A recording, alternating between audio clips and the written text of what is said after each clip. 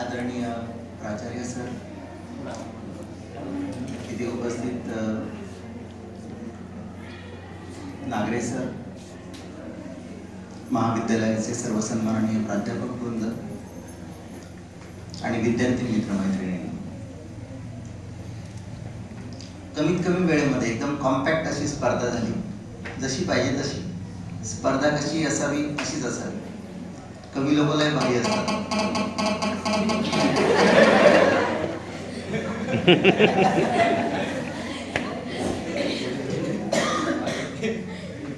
मी म्हटलं की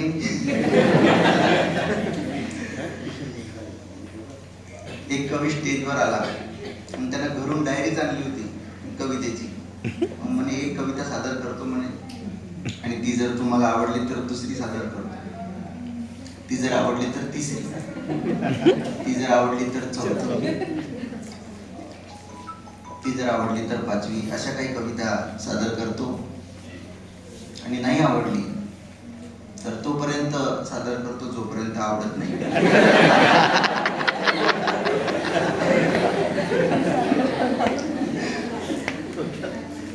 मग ते कविता चालू करून दिल्या. त्या काही लाज नव्हती त्या कवितेत. एक कविता, दुसरी कविता, तिसरी कविता, चौथी, 3-4 कविता ऐकल्या लोकांनी. लोक चालले गेले घरी. कवी संमेलन चालू होतं गावात, लोक घरी चालले गेले. 15 मिनिटांमध्ये 75 ते 80% पब्लिक गायब. त्याच्या कविता चालूच, एक पान उलटे आणि कविता म्हणे.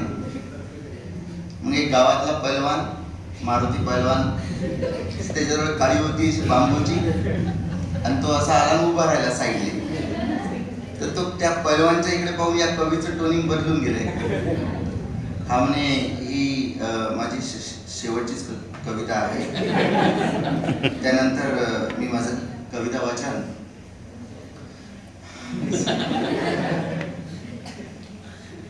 पैलवान म्हणे नाही नाही, तुम्ही चालू द्या म्हणे, तुम्ही आमचे पाहुणे आहे म्हणे, तुम्ही चालू द्या म्हणे, मी त्याला पाहून राहिलो ज्यानं तुम्हाला अति बलावलं.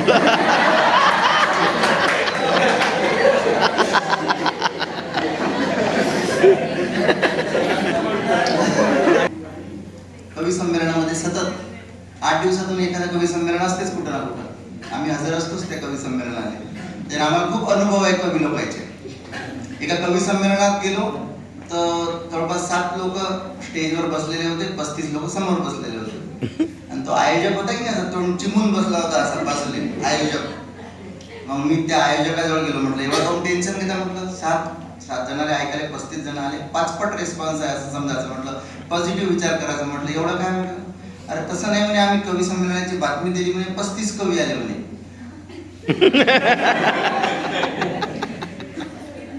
ऐकायला 7च जण आले म्हणे. मग कसं करायचं, चांगलं नाही वाटले म्हणून आम्ही कवी समोर बसवले.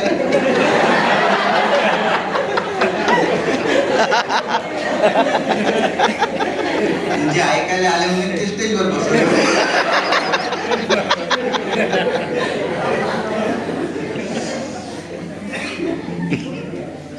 अशा वेळेस मला त्या रमशाची आठवण येते.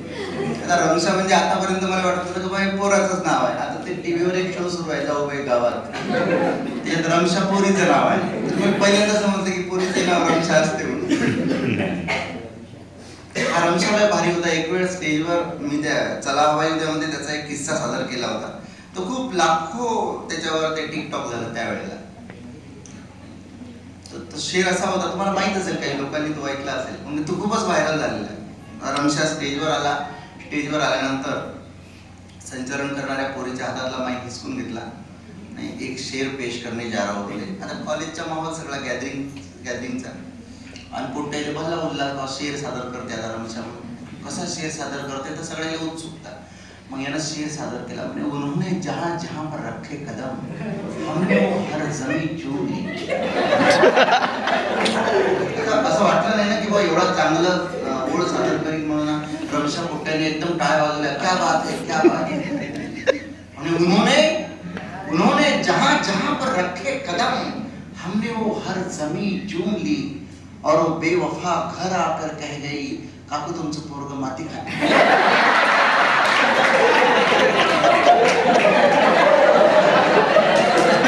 किती मोठा स्टँडअप कॉमेडी. मला आठवते शेरोशायरी कशी असावं, आता ते शेरोशायरी काहीतरी त्याच्याकडून अपेक्षा असतात ना, मग लोक काही सादर करतात, मग त्यातून विनोद निर्माण होते. विनोद कसा होते ते आपलेच लोक असतात भारी भारी, त्याच्यातूनच विनोद निर्माण होते. काही कुठं आपल्याला दुसऱ्या ग्रहावर जावं लागते का विनोदासाठी? खुदी को कर बुलंद इतना, चढ़ा वो जैसे तैसे. खुदी को कर बुलंद इतना, चढ़ा वो जैसे तैसे. खुदा ने बंदे से खुद पूछा, अबे अब उतरेगा कैसे. हा राजू श्रीवास्तवनं सादर केलेला शेर मला आठवला एकदम. रमशानं तो शेर सादर केला. संचालन करणारी पोरगी म्हणे आपल्याला वेळ कमी आहे आणि आपल्याला थांब ना म्हणे, एक मिनिट प्रेम कविता सादर केली. प्रेम कविता म्हटल्यावर कुठे म्हणला उल्हास. कॉलेजचे पोर नाही, मी त्याची गोष्ट सांगतो. आमच्या कॉलेजमधली हा म्हणे प्रेमाला उपमान आहे, म्हणजे टाळ्याचा गजर झाला एकदम. प्रेमाला उपमा नाही, उपम्याला रवा नाही. कविता धंदे.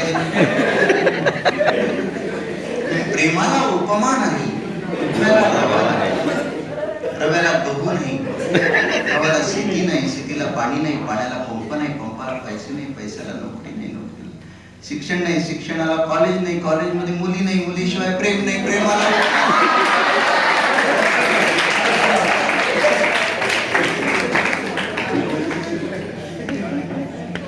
म्हणजे त्या रमशाची आठवण आली. लय भारी होता.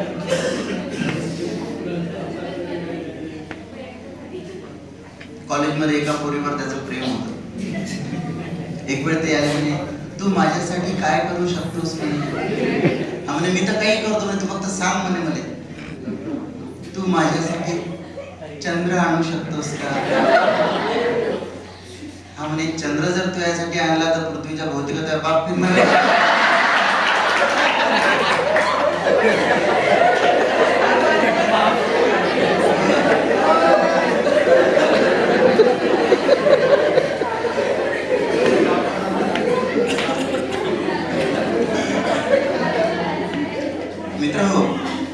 हास्यवाडी.com असा एक कार्यक्रमच मी खरं तर 1-1.5-2 तासांचा कार्यक्रमच सादर करतो.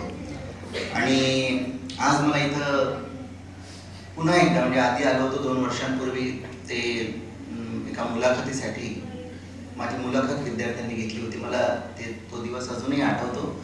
याच हॉलमध्ये असेच सगळेजण बसलेले असताना मध्ये बसून ते आपण रेकॉर्ड वगैरे सरांनी ती मुलाखत केली होती आणि मला खूप चांगलं वाटलं होतं.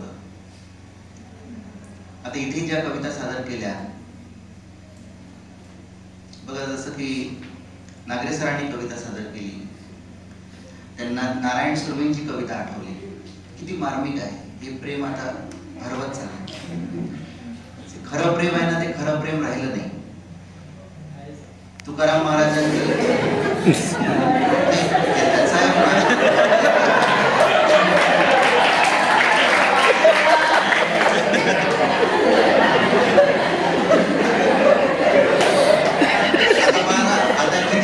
बसलेले आहेत, जवळपास 150 विद्यार्थी असतील गेली. एकाच खरं आहे ना.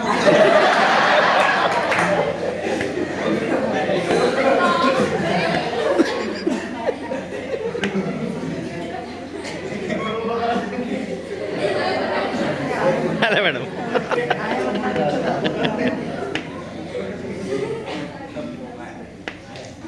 तिकडून कोण म्हटलं खोटं आहे म्हणून? नाही ना, सर ऐकायला आलं मला.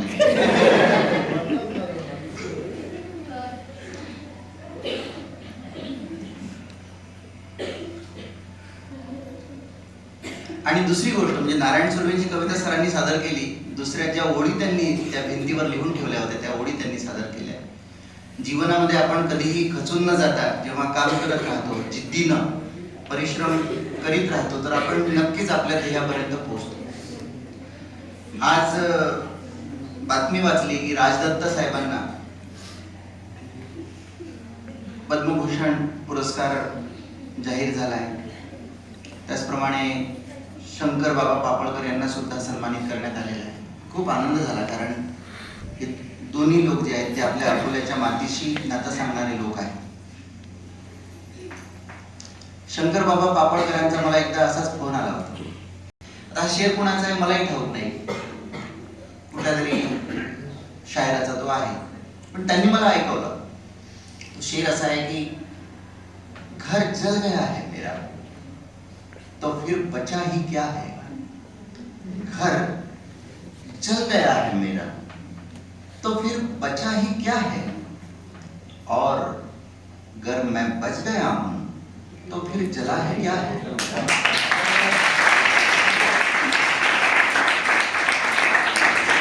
कुठल्याही परिस्थितीत माणसानं हिमतीनं ताकदीनं असं उभं राहिलं पाहिजे. तो संदेश देणार. दादा तुम्ही या ना, या ना, या या या.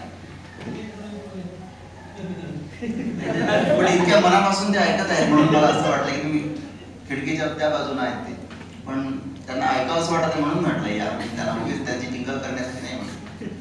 घर जल गया है मेरा तो फिर बचा ही क्या है, और घर में बच गया हूं तो फिर जला ही क्या है. अपनी कोशिशों का नतीजा है मुकद्दर अपना, वरना हाथों की लकीरों में रखा ही क्या है.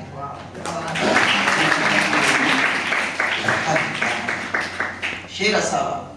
किती सामर्थ्य असते दोन ओळीच्या शेरामध्ये. दोन ओळी असतात फक्त, ज्याला आपण घागर में सागर म्हणतो. सगळ्या आशयाचा समुद्र त्याच्यामध्ये सामावलेला असतो दोन ओळींमध्ये. एक शायर म्हणतो की नातवा हूं, उर्दू मधला शेर आहे. नातवा हूं कफन भी हो हलका. मी इतका नाजूक आहे की मला कफन सुद्धा हलकं पाहिजे. मग आता ही ओळ अशी एकदा देण्यात आली. उर्दूमध्ये अशी परंपरा होती की एक ओळ द्यायची, त्यावर सगळ्या शायरांनी गझल तयार करायची. आता ही ओळ दिल्यानंतर प्रत्येकाने आपापलं डोकं लढवलं आणि दुसरी ओळ लिहिली. आता शायर असं म्हणतो की मी इतका नाजूक आहे, इतकं संवेदनशील, इतकं खरं तर त्या पलीकडे हळवं मन आहे माझं, मी खूप नाजूक आहे. तर मी जेव्हा जाईल ना या जगातून, तर आता जगातून गेल्यावर खरं तर काय आहे, परंतु तो म्हणतो मी या जगातून जाईल तेव्हा माझ्या शरीरावर जे काही कफन तुम्ही टाकाल ना ते मला हलकं पाहिजे. आता किती हलकं पाहिजे, कसं हलकं पाहिजे. एका शायराने नातवा हूं कफन भी हो हलका. किती हलकं असू शकते कफन. त्यानं लिहिलं दुसरी ओळ. पहिली ओळ अशी होती की नातवा हूं कफन भी हो हलका, डाल दे साया तेरे आंचल का.